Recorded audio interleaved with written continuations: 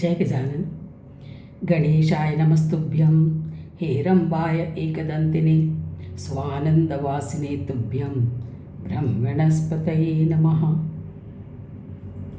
With my humble pranams to all Paramacharyas, Acharyas, Gurus. Let us continue where we left off of Vinayaka Rahasyam. We were speaking about the volume. We had entered into volume 2 and we were in the chapter 14. So we were into incarnation of Ganaka Rishi. So the Munis who were sitting there asked Brahmadeva, "O Lord, Ganaka has come to earth in all the 4 yugas 5 times. That is, Ganakacharya was Paramaguru. That is, he came from the Tapo Loka mostly to restore the Vedas that were lost, totally lost, and had to be restored. Veda Vyasa had reorganized, reclassified, categorized the various Itihasas, Puranas, and then put them in a proper chronological order to facilitate our understanding of the historical flow of events. But Ganakacharya had, because he had he had learnt the tattvas, the principles or the primordial elements from the creator himself. He usually used to come to restore when certain the basis, very basic foundation was lost. So he has come in all the 4 yugas and he has come 5 times. So the Munis remembered that and they asked him, "Please tell us about the incidents or the reasons for them, for these his incarnations or for his coming to earth, O Padmasambhava." But the Brahma said, Ganaka, who is a composer of Prasthanatrayam. Prasthanatrayam means the threefold or the 3 compendiums for evolution, you can say. Is a master in the knowledge of Brahma. That's a creator. Prasthana of the Vaidikas is Brahmajnana Sukhodayam. Vaidikas are those who are the Pandits who conduct various Vedic rituals by from reciting from memory the Vedas. So those Vaidikas, so the Prasthana or the basic text or the guidance text for Vaidikas is Brahmajnana Sukhodayam. He wrote Itihasas of the Supreme, Mahavakya Darshanam and Yoga Darshanam for the benefit of humanity. So he wrote Itihasas means the historical records of kalpas after kalpas. The entire, that is the major events taking place during that long period of time. And the Mahavakya Darshanam are those pithy statements like Aham Brahmasmi, Tattvamasi. These statements, there are about 114 of them, which was initially, it was only given once. And that has been copied, and like that Mahavakya Darshanam, he expounded on each of them. But even that is not available, but the contents are available in other scriptures. And Yoga Darshanam for the benefit of humanity. So for Prasthana, the Mahamuni extracted the Vainayaki Tantra from the Veda Tantra of Chakra, which contained the Mishra Tantra. The Vainayaki Tantra is the application of tantric rituals in the worship of Vinayaka. Vinayaka is the name which was given in the Vinayaka Kalpa. Vinayaka Kalpa means that time period where Vinayaka was the predominant Ishvara. We have seen that in each of the Kalpas or each of the time periods, one or the other of these Ishwaras, the 5 Ishwaras, play a predominant role. They are given a higher, the leader status amongst the others. So they assume a more powerful position because their influence or their impact is more during the period, depending upon the calling of that period of time.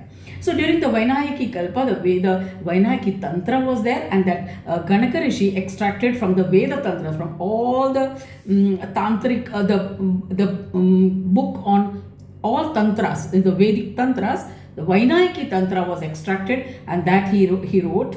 And also it also contained the Mishra Tantra, that is mixed marga, that is those who worship all the Panchayatana Devas, that is mixed, that is they don't have a particular specific deity as their favorite deity.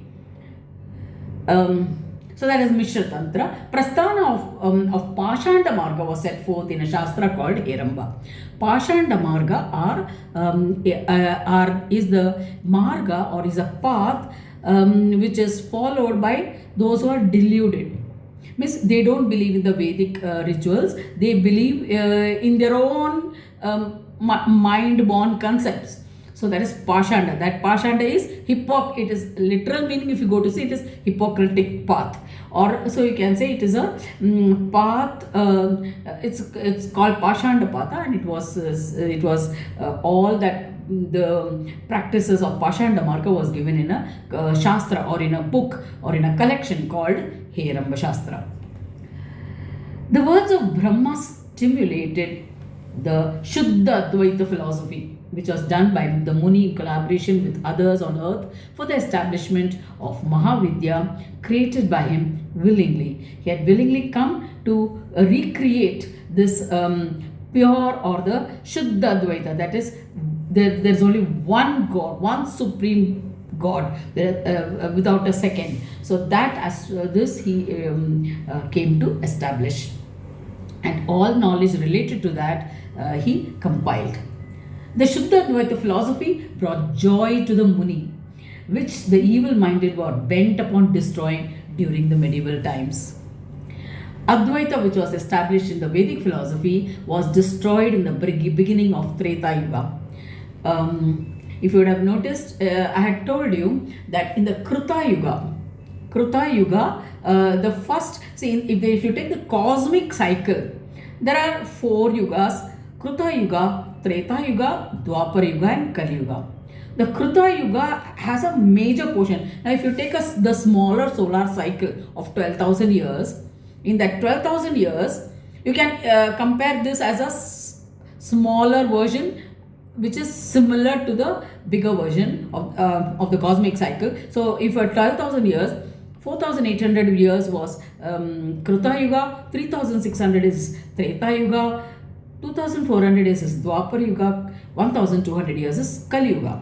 So that Kruta Yuga was completed, and then this Treta, Dwapara and Kali Yuga, this was alone taken, because that Kruta Yuga was no more going to repeat, and none of the lessons learned, or none of the situations there would be applicable or would be relevant in the subsequent time period. So that portion was entirely wiped out from the cosmic memory, and the remaining Treta Yuga, Dwapara Yuga and Kali Yuga was considered as a whole cycle of 71 to 72 kalpas with 14 manvantaras and all of that, and a smaller cycles of 12,000 years was devised. Chaturyuga, smaller cycles of Chaturyugas of 12,000 years was devised, which contained Kruta Yuga, Treta Yuga, Dwapara Yuga and Kali Yuga,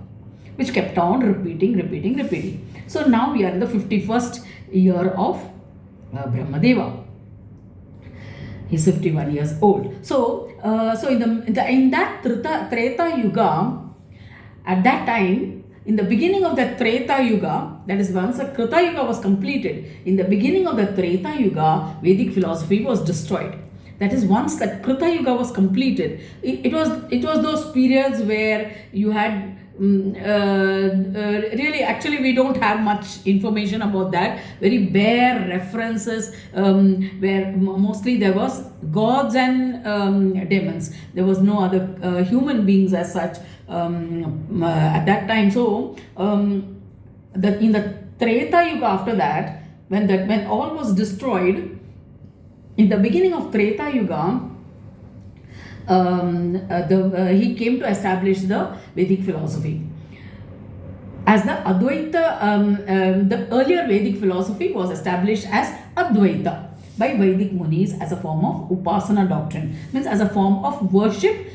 The philosophy itself was Advaita, that is, there is only one supreme.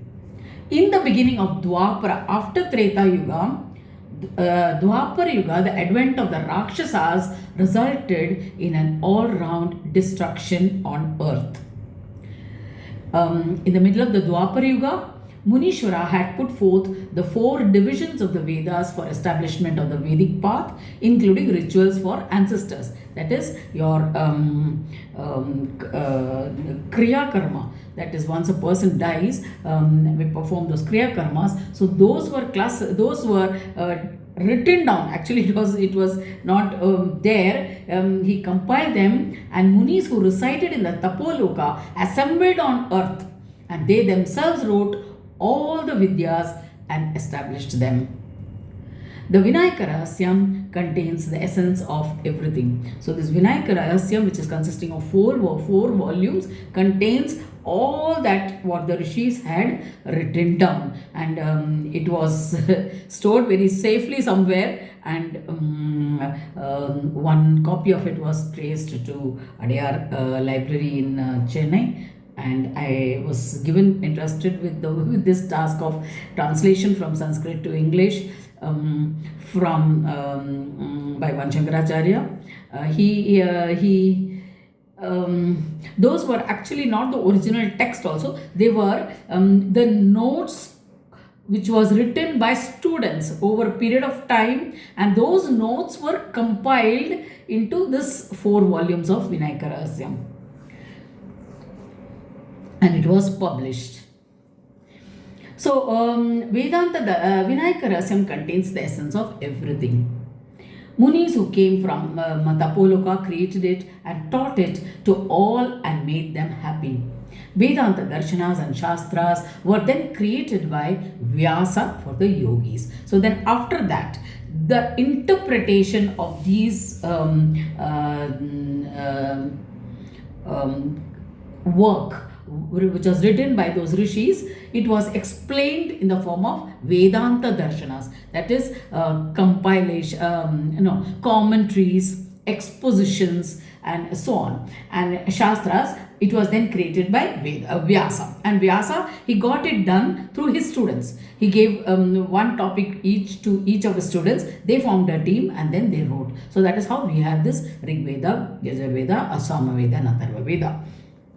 So he was also proficient in teaching Vedanta and Shastras after living for 1,000 years. Okay, after living for 1,000 years, he took birth again in Prayag. In the north, in the name of Gaudapada. After living as Ganaka Rishi, he took again a birth as Gaudapada with the name of Gaudapada. He taught the path of yoga to the Munis in the Badri forests. And ascended them to the heights of Jnana Kaivalya. That is, he taught them, and internally they embodied them, they imbibed all his teachings, and they rose to a position of Jnana Kaivalya, means liberated knowingness. Liberation, Kaivalya is a position of liberation, Jnana is knowledge. So, Jnana Kaivalya means a liberation in knowledge. That is, you can say some heights of knowledge that he brought the Munis to that levels. He taught them how to reach higher states of being of the divine through meditation. Taking birth as an ansh of Shankara, he wrote the Dashopanishads. Later on, Adi Shankaracharya, he as an ansh incarnation, means a portion of the soul incarnated as Adi Shankaracharya, and he wrote the Dashopanishads, Vedanta Darshanas. That is Shankara, in the sense, the Shankara's aspect, Shiva's aspect, he took the same as Gaudapada, and he wrote the Dashopanishads, Vedanta Darshanas. Written by him are commentaries on the Vedas which throw light on the Mahavakyas. He wrote commentaries to the Gita and Ganesh Atharvashish. He did all pujas and everything required of a yogi for worship. So Brahmadeva is saying, now I have told you the story of the 4 incarnations of Mahatman Ganaka Rishi in each of the 4 yugas. Ganaka Mahamuni, that is, after writing these commentaries, usually these Mahamunis, these great rishis, they used to travel. Means it could be either for the spreading of what they have assimilated in this period of writing, so that they can share it with others who are desirous of knowing, and for meeting the people. And so they would set out on a yatra, that they would just wander around, and from village to village, place to place, mostly on foot. And they would if they had students, they would follow them. Some students would follow up to a certain period, some others would join. So like that, this yatra would go on. And Ganaka Rishi also went on 3 Vijay Yatras. Like it's a victory yatra. It's considered Vijay Yatra because it was like a celebration of this culmination of studies. So this became very well known. He repudiated all the 64 doctrines in 3 ways. It is said that Tantra Marga, Pashanda Marga and Anarya Marga were of various kinds and popular as well. So, O Yogindra, the Brahmadeva addresses, he says, with passage of time, there was nothing left but divisions. We'll continue the next class. Jai Gajanan.